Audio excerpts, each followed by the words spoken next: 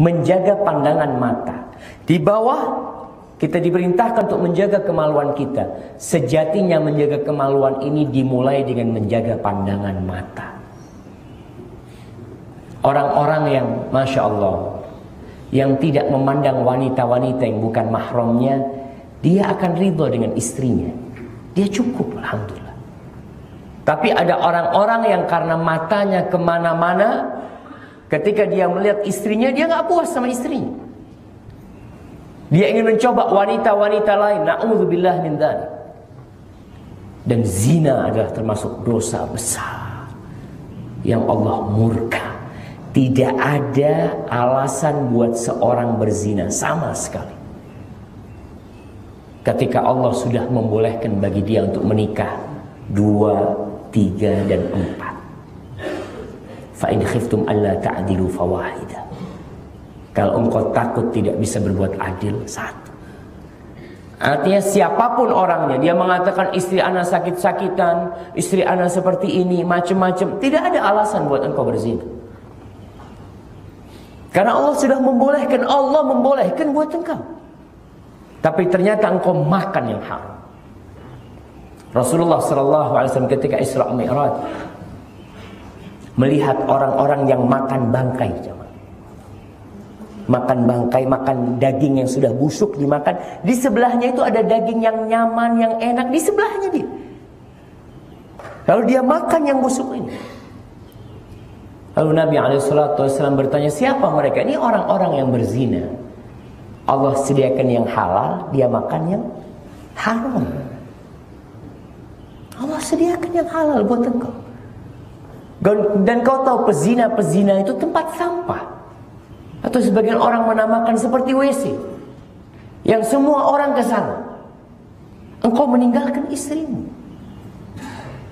Maka hati-hati.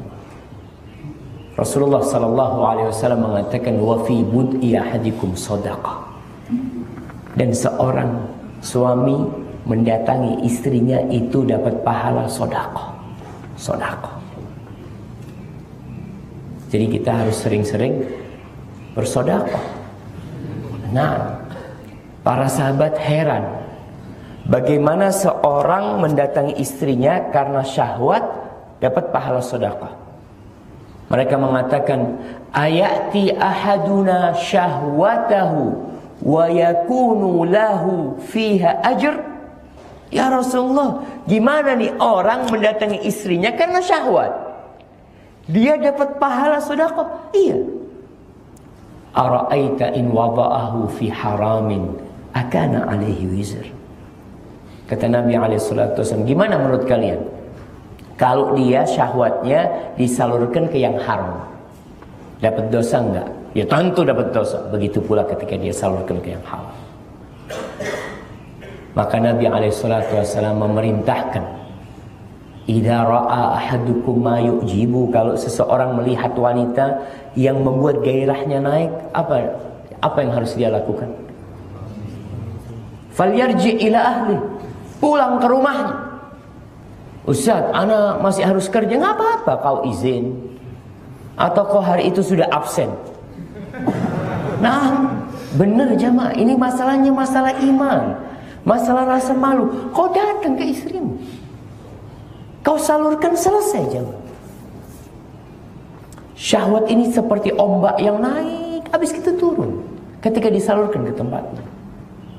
Maka kita yang harus pandai-pandai menjaga kemaluan kita. Ini anak-anak muda nih. Anak-anak muda godaannya tidak seperti orang tua. Dan orang tua yang berzina tidak seperti anak muda yang berzina. Orang sepuh berzina, na'udzubillah min dzalik, termasuk yang tidak akan dilihat oleh Allah Jalla Jalaluhu pada hari kiamat. Sudah sepuh, sudah lebih 40 tahun, apalagi 60 tahun masih berzina. Padahal faktor yang mendorong dia untuk berzina sudah lemah. Ya udah lemah lah, orang sudah tua ya. Kadang-kala kalau dia berzina, dia harus minum obat ini macam-macam. Kita lihat di pinggir jalan, obat kuat apa, Masya Allah. Itu orang berzina dalam kondisi fisik dan kemauannya sudah rendah. Maka Allah tidak akan lihat. Sedangkan untuk anak muda, kata Nabi SAW, ya ma'syarasy syabab, man istata'a minkumul ba'a falyatazawwaj. Wahai kaula muda, barang siapa di antara kalian memiliki kemampuan untuk menikah, hendaklah menikah. Menikah siapa? Yang mampu. Nggak ada urusan menikah itu dengan sekolah.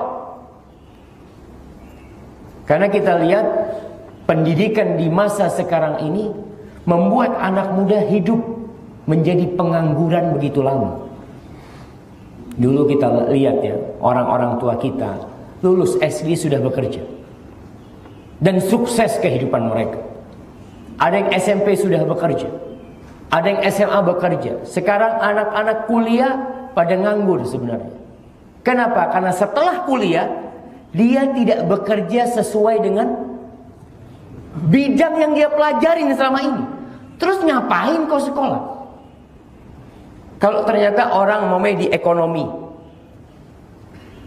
dia sekolah ekonomi, lulus kerja di bengkel. Insya Allah. Kenapa kau nggak dari lulus SMA kerja di bengkel? Enggak Ustaz, syaratnya itu harus S1 kerja di bengkel Ustaz. Ya, sudah. Berarti dia memang mengejar ijazah itu, kemudian hidup dengan pengangguran. Maka anak-anak muda yang mampu nikah, nikah. Berapapun umurnya. Apa anak SMA boleh menikah Ustaz? Siapa yang melarang? Anak-anak SMA menikah boleh ketika dia mampu. Jangan membebani orang tuanya. Tapi ada orang tua yang Masya Allah. Ana punya dosen di Medina, seorang profesor Masya Allah. Dia ngomong, Syafiq, ana dinikahkan oleh bapak ana ketika anak kelas 1 atau kelas 2 SMA. Dinikahkan sama orang tua. Sukses hidup. Karena fitnah satu sudah, orang yang menikah itu sempurna separuh agamanya. Berkaitan dengan kemaluan dan matanya alhamdulillah. Tapi tinggal berkaitan dengan perutnya, masalah makan haram ini. Maka antum kalau mampu menikah, menikah. Nggak mampu Ustaz, nggak mampu Ustaz, orang tua tidak mendukung, apa yang harus dilakukan? Puasa. Nikah tidak, puasa tidak. Jadi apa anak muda? Kita lihat. Jadi begal-begal. Siapa anak-anak muda yang jadi begal itu? Karena mereka punya nafsu. Uang hasil begal itu buat apa? Buat sedekah ke masjid. Nah, ya tadi buat nyabu, buat berzina. Karena nafsu itu ada. Dan kita diperintahkan untuk mengekang nafsu itu dengan puasa. Faman lam yastati' fa 'alaihi bisyam. Yang enggak mampu puasa. Fa innahu lahu wija. Puasa itu mengekang nafsu kita. Jadi kita bisa nahan tuh kemaluan kita. Tapi ketika nikah tidak, puasa tidak, yang kita lihat. Maka buat anak-anak muda pada sekolah yang dia merasa tidak mampu, kencengin puasa sunnahnya. Puasa Senin Kemis. Ustaz, ana ini puasa Daud Ustaz. Tapi nafsu ana masih tidak terkekang. Ya iyalah, dia kerjanya duduk nongkrong di pinggir jalan ngeliatin orang lewat. Ini gimana nafsunya? Kau udah puasa yang dipegang apa? Quran, zikir. Tapi kalau engkau sudah berpuasa tapi matamu masih kau lepas, kau tidak malu sama Allah. Makanya ada orang-orang yang puasa yang tidak dapat pahala apa-apa. Puasa Ramadan, selesai Ramadan, satu dosa pun gak ada yang diampuni dari dia. Kenapa? Karena puasa dia hanya menahan makan dan menahan lapar dan haus, tapi tidak menahan syahwat dia. Maka tolong jaga yang dibawa kemaluan, yang dibawa perut kita.